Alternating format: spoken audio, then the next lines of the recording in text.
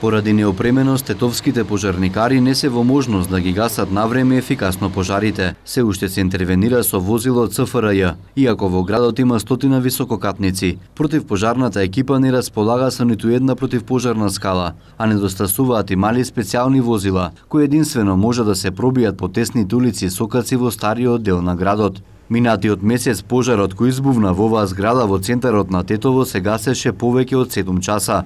Пожарникарите немаа скали, па мораат цревото за гасење да го качуваат преку влезот од објектот, се до под покривот кој гореше. Во неколку наврати цревото се кинеше, времето се одолжи, па мораат да дојдат на помош приватни компании, за да се стави пожарот под контрола. Во јануари годинава пак во пожар загинаа 5 лица во тетовската населба Певчина.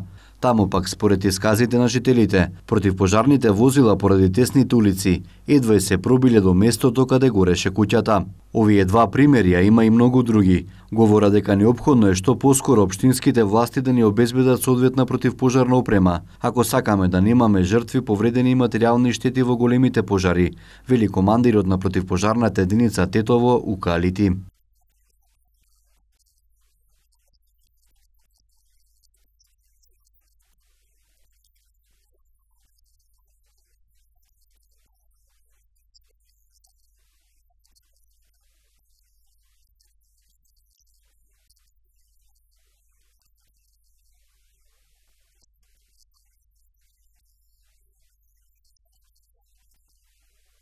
Сведоштвата на пожарникарите говорат дека и куќните совети се виновни за пожарите во нивните објекти.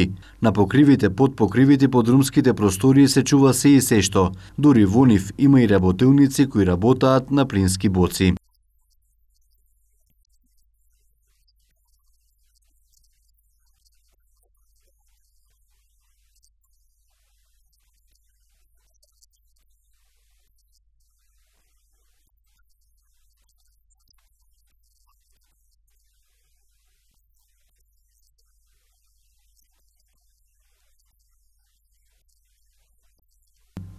Во речиси сите згради во Тетово нема ПП апарати, ниту во модерните објекти инвеститорите не градат надворешни скали за евакуација.